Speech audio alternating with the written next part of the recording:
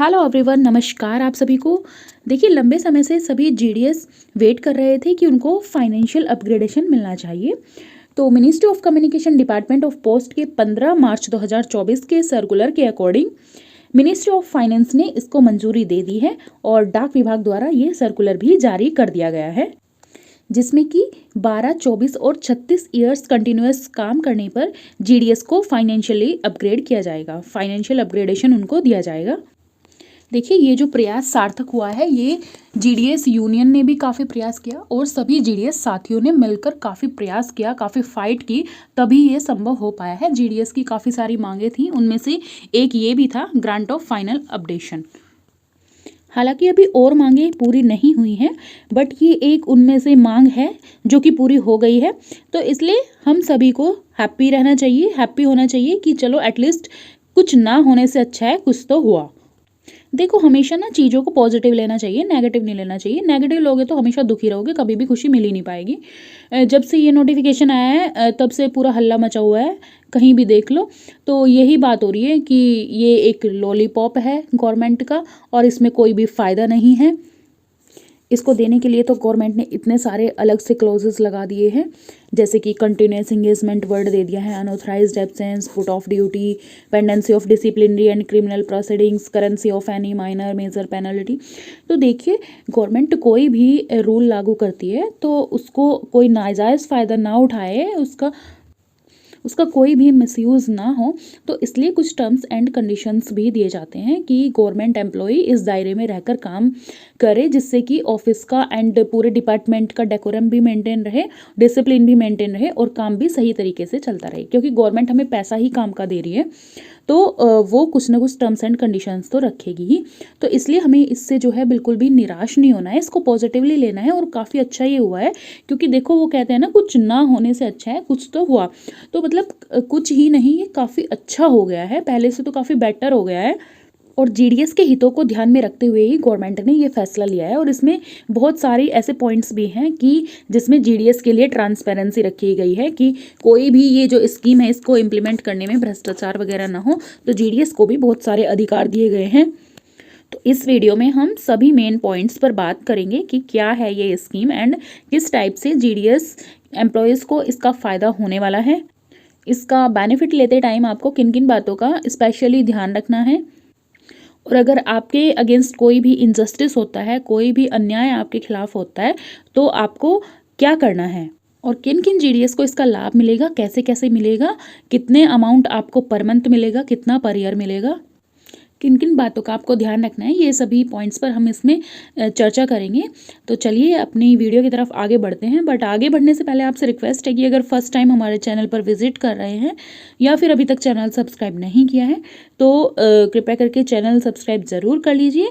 Channel subscribe करना बिल्कुल free of cost है, इसका कोई भी चार्ज नहीं होता है। और साथ ही आप बेल आइकन को भी प्रेस कर दीजिए, जिससे कि जीडीएस से रिलेटेड जितनी भी हम वीडियोज़ बनाते हैं उसका नोटिफिकेशन आपको टाइमली मिल जाए। देखिए, यहाँ पर लिखा गया है, as per the scheme all the GDS would be entitled to a fixed addition of ₹360, ₹460 and ₹600 per month in the time related continuity allowance on completion of 12, 24 and 36 years of continuous engagement as regular GDS on the basis of special performance report terms and conditions as prescribed by the department। तो देखिए, 12, 24, 36 साल की अगर continuous service कोई भी GDS BPM, ABPM या फिर डाक सेवक कर लेते हैं तो उनको फिक्स्ड एडिशन दिया जाएगा। एक तरह से फिक्स्ड अलाउंस समझ सकते हैं आप, 360 रुपये, 460 रुपये एंड 600 रुपये पर मंथ का। और इसमें एक क्लॉज लगा दी है कंटिन्यूस एंगेजमेंट की। तो ये सभी जितने भी पॉइंट्स हैं ये अभी हम नेक्स्ट स्लाइड में देखेंगे। तो यहाँ से हम स्टार्ट करते हैं। ये ग्रामीण डाक सेवक grant of financial upgradation scheme 2024, जिसको कि शॉर्ट में बोला गया है GDS-FU, ये स्कीम का नाम है। एप्लीकेबिलिटी के बारे में दिया गया है कि वो सभी जीडीएस जो कि कंडक्ट एंड एंगेजमेंट रूल्स के अकॉर्डिंग एंगेज्ड हुए हैं उनको इसका लाभ मिलेगा, जो कि 12, 24, 36 साल कंप्लीट कर लेंगे। इसमें बोला गया है कि जो टीआरसी रहता है, टीआरसी में इसको ऐड नहीं किया जाएगा। ये जो अलाउंस है एक तरह से ये टीआरसी से अलग रहेगा, क्योंकि जो टीआरसी रहता है वो तो हमारा उस पर हमेशा हमारा हर साल इंक्रीमेंट भी मिलता है हमें, और उस पर डीए भी कैलकुलेट होता है, डियरनेस अलाउंस। बट इसमें जो है ये टीआरसी में ऐड नहीं किया जाएगा, क्योंकि अगर टीआरसी में ऐड किया जाएगा तो फिर इस पर डीए भी इंक्रीज होगा, मतलब डीए भी मिलेगा। तो इसमें बोला गया है कि ये टीआरसी से अलग रहेगा। सिर्फ जैसे जीडीएस की सैलरी में हर साल 3% की बढ़ोतरी होती है टीआरसीए में, तो टीआरसीए में 3% की बढ़ोतरी तो हर साल आपकी होती रहेगी। एडिशनली जो डीए हमेशा बढ़ता है हर 6 महीने में, वो भी आपका बढ़ता रहेगा। बट उसके साथ साथ आपको अलग से 12 साल की सर्विस कंप्लीट करने पर 360 रुपये हर महीने दिए जाएंगे। साथ ही जब आप 24 साल की सर्विस कंप्लीट कर लेंगे तो आपको हर महीने 460 रुपये एक्स्ट्रा दिए जाएंगे, और 36 साल की सर्विस करने पर आपको हर महीने 600 रुपये और उसमें ऐड कर दिए जाएंगे। तो कैसे कैसे इसका कॉन्सिक्वेंशियल इंक्रीज होगा वो हम देखते हैं। जैसे ही कोई भी जीडीएस 12 साल कंप्लीट कर लेगा, या फिर जैसे अभी ये स्कीम लागू हुई है तो कुछ जीडीएस ऐसे होंगे जिन्होंने 12 साल से ज़्यादा सर्विस कर ली होगी, तो अगर किसी की सर्विस जो है 12 से 24 साल के बीच है तो उनको हर महीने की सैलरी में 360 रुपये ऐड होकर मिलेगा। अब हम बात करते हैं, अगर कोई भी जीडीएस 24 साल से 36 साल की सर्विस के बीच फिलहाल है तो उनको ये 360 रुपये तो उनके ऐड हो ही रहे थे, अब साथ में 460 रुपये भी ऐड होने लगेंगे। तो इस हिसाब से उनको 820 रुपये पर महीना ऐड होकर मिलेंगे। अगर कोई जीडीएस 36 साल से ज़्यादा की सर्विस अभी कंप्लीट कर चुके हैं तो उनको 360 एंड 460 तो पहले से मिल ही रहे थे, साथ में 600 रुपये और ऐड हो जाएंगे, तो पर मंथ उनको 1420 रुपये का लाभ मिल पाएगा। अब बात कर लेते हैं कंटिन्यूस इंगेजमेंट की कि ये क्या होता है। कंटिन्यूस इंगेजमेंट से ही, जैसे नाम से ही आपको समझ आ रहा है कि जो आपकी सर्विस है वो कंटिन्यू होनी चाहिए, उसमें कोई भी अनऑथराइज्ड एब्सेंस नहीं होना चाहिए, ना ही पुट ऑफ ड्यूटी होना चाहिए। अनऑथराइज्ड एब्सेंस से मतलब होता है कि अगर आप बिना परमिशन के लीव पर चले जाते हैं उसको अनऑथराइज्ड एब्सेंस बोला जाता है। पुट ऑफ ड्यूटी बोला जाता है कि अगर आप किसी भी फ्रॉड एक्टिविटी में शामिल हो जाते हैं या कोई भी ऐसा मिसकंडक्ट कर देते हैं कि आपको सस्पेंड करना पड़ जाता है, तो वो जो जीडीएस के केस में सस्पेंशन रहता है उसी को पुट ऑफ ड्यूटी बोला जाता है। यहाँ पर बताया गया है कि अगर आपका जो पीरियड ऑफ अनऑथराइज्ड एब्सेंस था या पुट ऑफ ड्यूटी था, अगर उसको कॉम्पिटेंट अथॉरिटी द्वारा कंडोन कर दिया गया है, मतलब माफ़ कर दिया गया है, तो उस कंडीशन में फिर वो आपका पीरियड सर्विस पीरियड में ही काउंट होगा और आप टाइमली इस स्कीम का, इस फाइनेंशियल अपग्रेडेशन का लाभ ले पाएंगे। बट अगर आपको कॉम्पिटेंट अथॉरिटी के द्वारा माफ़ नहीं किया जाता है तो ये जो पीरियड है unauthorised absence and put off duty का, ये आपकी सर्विस से माइनस हो जाएगा। तो एक तरह से आपको फाइनेंशियल अपग्रेडेशन मिलने में कुछ देरी होगी। इसमें बताया गया है कि जब आपकी जो डॉक्यूमेंट वेरिफिकेशन वाली फॉर्मेलिटीज़ कंप्लीट हो जाती है एंड आफ्टर दैट आपको एंगेजमेंट लेटर मिलता है, तो उस पर जो डेट ऑफ एंगेजमेंट रहती है उसी को आपकी जॉइनिंग डेट ट्रीट किया जाएगा। देखिए, जो ये फाइनेंशियल अपग्रेडेशन जीडीएस को मिलेगा वो इस फॉर्मेट में आपकी जो रिपोर्ट है वो सबमिट होगी, और वो किसके द्वारा सबमिट होगी ये भी हम देख लेते हैं। ये आप सभी पॉइंट्स पर ध्यान दें कि क्या क्या पॉइंट्स इसमें लिखे गए हैं, जिससे कि आप इन फ्यूचर कोई भी ऐसी गलती ना करें कि आपको फाइनेंशियल अपग्रेडेशन लेने में कोई भी परेशानी हो। तो ये सभी पॉइंट्स आपको ध्यान से पढ़ने हैं, और ये सभी जो पॉइंट्स हैं इन पर विचार करने के लिए गवर्नमेंट द्वारा एक स्क्रीनिंग कमेटी का गठन किया गया है, जिसमें मेंबर्स कौन कौन होंगे, deputy superintendent of post, ASP headquarter and inspector level के नॉमिनेटेड एंड डेजिग्नेटेड मेंबर्स इस कमेटी में रहेंगे। और ये जो है, ये जो मैंने अभी पॉइंट्स दिखाया है इन सभी पर जो है हर एक जीडीएस के जो कि 12 साल 24 साल 36 साल कंप्लीट कर लेंगे उनकी रिपोर्ट ये सबमिट करेंगे, और उसी के बेसिस पर आपको फाइनेंशियल अपग्रेडेशन दिया जाएगा। अब बात आती है कि ये मेंबर्स इस कमेटी में रहेंगे, तो ऐसा भी हो सकता है कि किसी जीडीएस के अगेंस्ट कोई इनजस्टिस हो जाए, अगर किसी की किसी से नहीं अच्छे से बन पा रही है या पर्सनली कोई किसी के काम से खुश नहीं है, तो ऐसा भी हो सकता है कि वो रिकमेंड ना करे। तो उस केस में भी जीडीएस को एक मौका दिया गया है कि वो अपनी रिप्रेजेंटेशन सबमिट कर सकते हैं। अगर उनका मतलब सब कुछ सही होते हुए भी जीडीएस का 12 साल 24 साल 36 साल होने पर फाइनेंशियल अपग्रेडेशन को एंटाइटल नहीं किया गया है, तो वो एक रिप्रेजेंटेशन सबमिट कर सकते हैं regional DPS headquarter, PMG and chief PMG को, और उनको ये रिप्रेजेंटेशन 3 मंथ्स के अंदर अंदर करना होगा। अगर 3 महीने के अंदर नहीं कर पाते हैं तो उसके बाद भी वो कर सकते हैं, बट उसमें आपको वैलिड रीज़न देना होगा। और अगर ये जो DPS headquarter, PMG, chief PMG, जिनको भी आप रिप्रेजेंट कर रहे हैं अपने रिप्रेजेंटेशन, तो अगर वो इससे सेटिस्फाई हो जाते हैं आपके कारण से, आपके सफिशिएंट कोच से, तो वो इसको कंसिडर ज़रूर करेंगे। और ये जो स्क्रीनिंग कमेटी है ये साल में 2 बार बैठेगी। एक बार तो जनवरी, क्योंकि 2 बार इंक्रीमेंट लगता है साल में, या तो 1 जनवरी से लगता है या फिर 1 जुलाई से लगता है। तो जितने भी जीडीएस ऐसे होंगे जिनको कि जनवरी से जून के बीच में 12 साल, 24, 36 साल कंप्लीट हो जाएंगे, तो उनके लिए स्क्रीनिंग कमेटी जुलाई के फर्स्ट वीक में बैठेगी। और जो जुलाई से दिसंबर के बीच में 12, 24, 36 साल कंप्लीट करेंगे, उनके लिए स्क्रीनिंग कमेटी जनवरी के फर्स्ट वीक में बैठेगी। और ये जो ऑर्डर्स हैं फाइनेंशियल अपग्रेडेशन के, ये 31 जुलाई एंड 31 जनवरी को दिए जाएंगे। अब हम बात करेंगे कि ये जो स्क्रीनिंग कमेटी है, इनको क्या गाइडलाइंस दी गई है कि किन किन चीज़ों को इन पर ध्यान रखना है। उन सभी जीडीएस को जो कि 12, 24, 36 साल कंप्लीट कर लेंगे, उन्हीं को इस फाइनेंशियल अपग्रेडेशन का फ़ायदा मिलेगा। ये इनको देखना है कि 12, 24, 36 साल कंप्लीट हो जाने चाहिए।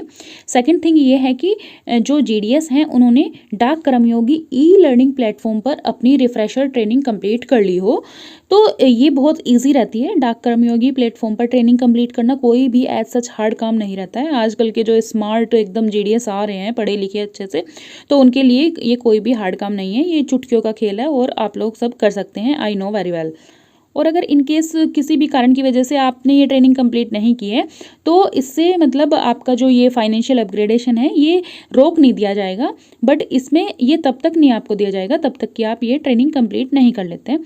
तो ये बहुत ही मतलब आसान ट्रेनिंग रहती है, सिर्फ आपको कमांड दे के एक तरह से छोड़ना ही होता है, उसको पढ़ते रहो, नेक्स्ट प्रोसीड करते रहो, तो ये आपकी बहुत ईजिली हो जाती है। तो इससे आपको कोई भी नुकसान नहीं होने वाला है। अब हम बात करते हैं, स्क्रीनिंग कमेटी द्वारा ये देखा जाएगा कि किसी भी जीडीएस जिसको कि हम ये फाइनेंशियल अपग्रेडेशन देने वाले हैं, उनके खिलाफ कोई डिसिप्लिनरी या क्रिमिनल प्रोसीडिंग्स तो नहीं चल रही है, मतलब पेंडिंग तो नहीं है। अगर पास्ट में चली होगी और उसका रिजल्ट भी आ गया होगा, उसमें चाहे आप सेंश्योर हुए हो या फिर आपको माइनर मेजर पेनल्टी मिली हो, तो अगर उसका पेनल्टी पीरियड ख़त्म हो गया है तो फिर उससे आपको कोई दिक्कत नहीं होने वाली है। बट अगर उसका पेनल्टी पीरियड अभी चल रहा है, करेंसी में है, मतलब अभी चल रहा है, तो फिर आपको जब तक ये पेनल्टी पीरियड आपका ख़त्म नहीं हो जाएगा तब तक आपको ये फाइनेंशियल अपग्रेडेशन नहीं दिया जाएगा। एंड अगर आप पुट ऑफ ड्यूटी हो गए हैं, मतलब सस्पेंड आपको किया गया है कुछ टाइम पीरियड के लिए, तो भी आपको ये नहीं दिया जाएगा जब तक कि आपका ये सस्पेंशन पीरियड ख़त्म नहीं हो जाएगा। और इसको जो है आपकी जो ड्यूटी टाइम है, जो कंटिन्यूस सर्विस है, उसमें से माइनस कर दिया जाएगा। तो इसमें क्लियरली बोला गया है पॉइंट सी में कि अगर इन पॉइंट्स की वजह से कोई भी केस ऐसा है जीडीएस का जिसको कि फाइनेंशियली अपग्रेडेशन के लिए रिकमेंड नहीं किया गया है, तो उनको जो नेक्स्ट मीटिंग होगी, नेक्स्ट जो हाफ ईयरली मीटिंग होगी, जैसे एक साल में 2 बार मीटिंग होने वाली है, तो इस मीटिंग में अगर उनका नहीं रिकमेंड हो पाया है तो नेक्स्ट मीटिंग में उनको प्रोसीड कर दिया जाएगा। मतलब नेक्स्ट मीटिंग में उनको एक बार देखा जाएगा कि ये जो 3 पॉइंट्स थे ये उनके क्लियर अभी हो गए हैं या नहीं हो गए। क्लियर हो गए होंगे तो फिर उनको फर्दर जो है रिकमेंड कर दिया जाएगा। और अगर किसी जीडीएस के खिलाफ कोई भी डिपार्टमेंटल इंक्वायरी या डिपार्टमेंटल या क्रिमिनल प्रोसीडिंग चल रही थी और उसमें वो फुल्ली एक्विटेड या फिर एक्सोनरेट हो गए हैं, मतलब कंप्लीटली वो दोष मुक्त हो गए हैं, उनको दोषी करार नहीं किया गया है, तो उस केस में जब से वो 12 साल, 24 साल एंड 36 साल के लिए एलिजिबल हो गए थे, तभी से उनको इस फाइनेंशियल अपग्रेडेशन का बेनिफिट दिया जाएगा। डी पॉइंट में बोला गया है कि अगर किसी भी जीडीएस को जो फर्स्ट फाइनेंशियल अपग्रेडेशन है जो कि 12 साल पे मिलेगा, अगर उसको मिलने में किसी भी कारण से देरी होती है, तो फिर जो नेक्स्ट फाइनेंशियल अपग्रेडेशन है 24 साल एंड 36 साल वाला भी, वो भी इतनी ही देरी से मिलेगा। तो ये वाला जो पॉइंट है ये थोड़ा सही नहीं है। आई थिंक इसमें सुधार की आवश्यकता है। इसमें आपकी जो डेट ऑफ इंगेजमेंट है तब से 12 साल, 24 साल एंड 36 साल काउंट होने चाहिए थे। अब हम बात करेंगे वो सभी जीडीएस जो कि डिपार्टमेंट में कुछ अदर पोस्ट पर काम कर रहे हैं, जैसे कि अदर डिपार्टमेंटल पोस्ट, यानी कि अगर ऑफिशिएटिंग वो वर्क कर रहे हैं, जैसे कि किसी जीडीएस को ऑफिशिएटिंग एमटीएस में लगा दिया जाता है अगर एमटीएस में स्टाफ शॉर्टेज रहती है, या फिर वो एपीएस में काम कर रहे हैं या आईपीबीपी में काम कर रहे हैं। उन सभी जीडीएस को भी स्क्रीनिंग कमेटी जो है रेगुलर जीडीएस की तरह ही ट्रीट करके उनका भी रिकमेंडेशन या फिर नॉट रिकमेंडेशन देगी, बट उनको इसका फ़ायदा तब तक नहीं मिलेगा जब तक कि वो अपनी ओरिजिनल पोस्ट ऑफ जीडीएस पर नहीं आ जाते हैं वापस। क्योंकि जिस भी डिपार्टमेंटल पोस्ट पर या एपीएस एंड आईपीपीबी में वो अभी काम कर रहे हैं, वहाँ पर उनको ऑलरेडी एडिशनल बेनिफिट दिया जा रहा है, इसलिए अभी उनको ये फाइनेंशियल अपग्रेडेशन साथ में नहीं दिया जा सकता है। बट अगर वापस वो अपनी ओरिजिनल जीडीएस की पोस्ट पर आ जाते हैं तो उनको ये फाइनेंशियल अपग्रेडेशन कंटिन्यू हो जाएगा। अब बात करते हैं, प्रैक्टिकली देख लेते हैं कि अगर आपका फर्स्ट फाइनेंशियल अपग्रेडेशन होता है 12 साल में, तो आपको आपकी सैलरी जो टीआरसी है आपका, वो 13,880 रुपये बैठ जाएगा। ये कैसे बैठा कि 10,000 तो आपका बेसिक टीआरसी था जब आपका इंगेजमेंट हुआ है, फिर हर साल 3% का इंक्रीमेंट टीआरसीए पर होता है, तो ऐसे हर साल 3% करके 12 साल में आपका 13,880 रुपये टाइम रिलेटेड कंटिन्यूटी अलाउंस हो जाएगा। और अभी के हिसाब से डीए इस पर कैलकुलेट करें तो 50% है, इतना बैठेगा। एंड फिक्स्ड एडिशन जो होगा फाइनेंशियल अपग्रेडेशन, वो 12 साल के बाद 360 रुपये दिया जाएगा। अदर अलाउंसेस जो भी एप्लीकेबल रहेंगे, जो बीपीएम को मिलते हैं वो बीपीएम को मिलेंगे, जो डाक सेवक को मिलते हैं वो डाक सेवक को मिलेंगे, एंड जो एबीपीएम को मिलते हैं वो एबीपीएम को मिलेंगे। एंड इस हिसाब से आपकी सैलरी बन जाएगी। अब हम बात करते हैं सेकेंड फाइनेंशियल अपग्रेडेशन की, जो कि 24 ईयर्स कंप्लीट करने के बाद दिया जाएगा, जिसमें कि टाइम रिलेटेड कंटिन्यूटी अलाउंस आपका 12,000 से बढ़कर 24 साल में इतना पहुंच जाएगा। सेम यही फंडा इसमें लगाया है कि हर साल 3% का इंक्रीमेंट होके 23,860 रुपये आपके 24 साल में हो जाएंगे। और इस पर डीए मिलेगा, फिर फिक्स्ड एडिशन मिलेगा। 360 तो आपको ऑलरेडी मिल ही रहा था, अब 460 और ऐड हो जाएगा, तो इस हिसाब से टोटल 820 रुपये पर मंथ आपको एक्स्ट्रा दिया जाएगा। अदर अलाउंसेज जैसे आपको मिलते हैं बीपीएम एबीपीएम जीडीएस के केस में, वो मिलते रहेंगे। उसके बारे में हमने अपने चैनल पर बहुत सारी वीडियोस अपलोड कर रखी है, सैलरी से रिलेटेड, अलाउंसेस से रिलेटेड, तो वो आप देख सकते हैं। अब हम बात करेंगे थर्ड फाइनेंशियल अपग्रेडेशन की, जो कि 30 ईयर्स कंप्लीट करने के बाद मिलेगा। इसमें आपकी जो बेसिक पे है वो 36 ईयर्स में आपकी हो जाती है 34,440 रुपये टीआरसी हो जाता है, और डीए उस पर आपको करंट रेट के हिसाब से ये मिलेगा। एंड फिक्स्ड एडिशन आपको 460 पहले से मिल रहा था, अब 600 रुपीज़ और ऐड हो जाएगा, तो इस हिसाब से 1420 रुपये आपका fixed addition per month add हो जाएगा। अदर अलाउंसेस जैसे आपको मिलते हैं ऐसे ही मिलेंगे। तो ये था कंप्लीट वीडियो, जिसमें कि आपने ये जो सर्कुलर है जो कि जारी किया गया है, जिसमें A to Z सभी इन्फॉर्मेशन फाइनेंशियल अपग्रेडेशन की दी गई है, ये आपने जाना, इसको बहुत ही अच्छे से समझा। कोई भी पॉइंट अगर क्लियर नहीं हुआ हो तो आप या तो वीडियो को वहाँ से दोबारा देख सकते हैं, या फिर अगर फिर भी क्लियर नहीं होता है तो कमेंट सेक्शन में कमेंट पोस्ट कर सकते हैं, हम आपके कमेंट का रिप्लाई ज़रूर करेंगे। आई होप वीडियो आपको इन्फॉर्मेटिव लगा होगा। तो आप सभी से रिक्वेस्ट है कि अगर वीडियो इन्फॉर्मेटिव लगा है, आपको इससे हेल्प हो रही है, तो फिर आप अपने फ्रेंड्स के साथ भी शेयर करें, जीडीएस एम्प्लॉयज़ के साथ शेयर करें, जिससे कि उन तक ये न्यूज़ ज़्यादा से ज़्यादा पहुँचे और इस फैक्ट से, इस फाइनेंशियल अपग्रेडेशन से वो अवेयर हो सके। और अगर उनके अगेंस्ट कोई भी ऐसा एक्शन होता है या फिर होने के चांसेस रहते हैं, तो वो पहले से ही अवेयर रहें और उसी हिसाब से अपना काम कर पाए, और इनको इस फाइनेंशियल अपग्रेडेशन को पाने में कोई भी परेशानी फेस ना करनी पड़े। Thank you so much. मिलते हैं